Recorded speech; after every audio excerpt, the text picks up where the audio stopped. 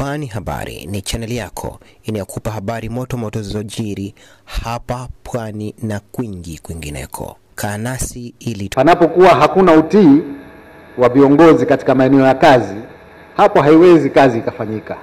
Kwa hivyo nawashukuru watu wa mada wetu kwa kutuelezea. Wametumia muda mfupi dakika 20, lakini hoja zao za kina ni matumaini yangu kwamba sote tumefahamu na hatuhitaji kuyasema zaidi.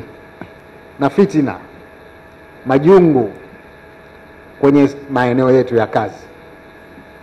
Na yupo mtu mmoja alikuwa anasema kwamba hapa Zanzibar, hususan Zanzibar, tunao utamaduni, tunayo tabia ya mambo haya. Tusipojiambia wenyewe, watatokea watu watuambie. Mimi ningependa tuambizane sisi wenyewe. Majungu na fitina zimekithiri katika maeneo yetu ya kazi. Binafsi kama kiongozi mkuu, ninapokea taarifa kila mara juu ya kutokuwepo kwa amani katika taasisi mbalimbali kwa sababu ya watu wanagombana. Waziri hapatani na katibu mkuu hapatani na mkurugenzi, huyu hapatani na huyu, kazi haiwezi kufanyika.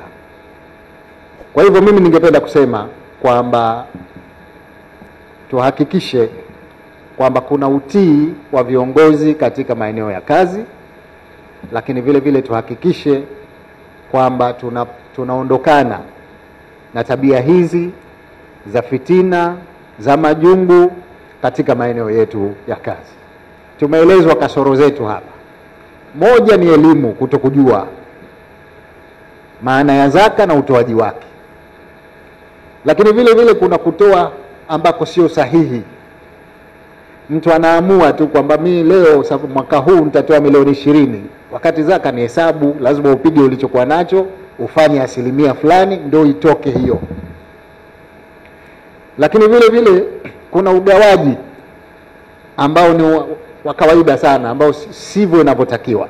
Kwa hiyo mashekhe wetu wametueleza vizuri kwamba jambo hili ni jambo ambalo ni la kisheria. Tufanye sheria inavyotaka. Asiyejua hizi sheria aulize, mashekhe wapo, watatufahamisha vizuri. Wewe bwana una nini?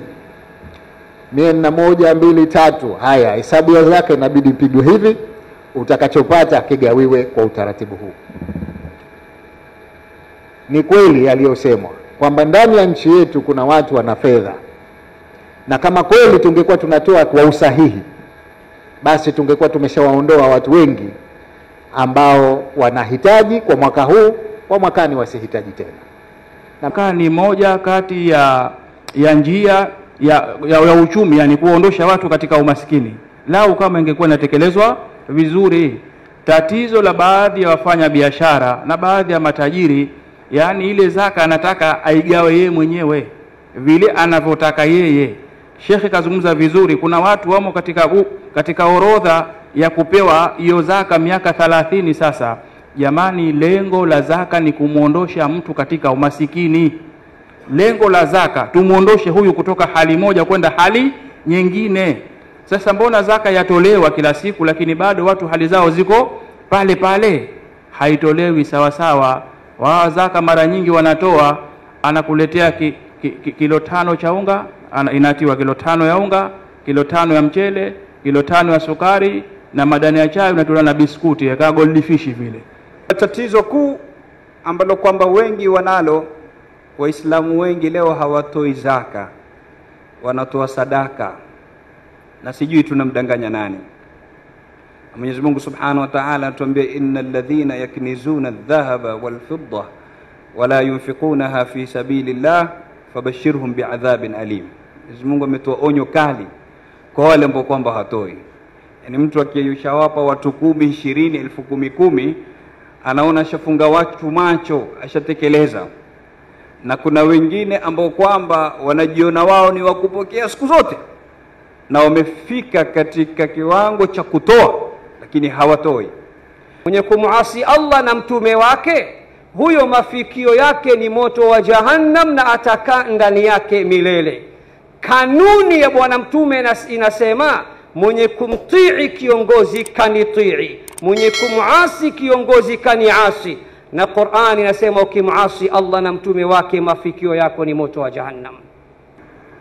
Leo imekuwa uongozi kinyang'anyiro mpaka watu kupotezeana damu. Nani anafurahia hayo? Yuko mtu anayefurahia kuwa zipotee damu ili yeye apate uongozi? Wewe utakuwa si binadamu. Kwa hiyo tumsaidie mheshimiwa, tunaelekea pahali pazito hapo mbele. Na haya miongozo tunayoipata kutoka kwenye sheria ya Mwenyezi Mungu Subhanahu wa Ta'ala tunapaswa kuifanya na kuifuata kikamilifu. Kinyume cha hivyo, wallahi hatokutetea rais siku ya kiyama. Wallahi hatokutetea. Kulike, kushare, kucomment na kusubscribe ili kupata zaidi kutoka hapa Pwani Habari.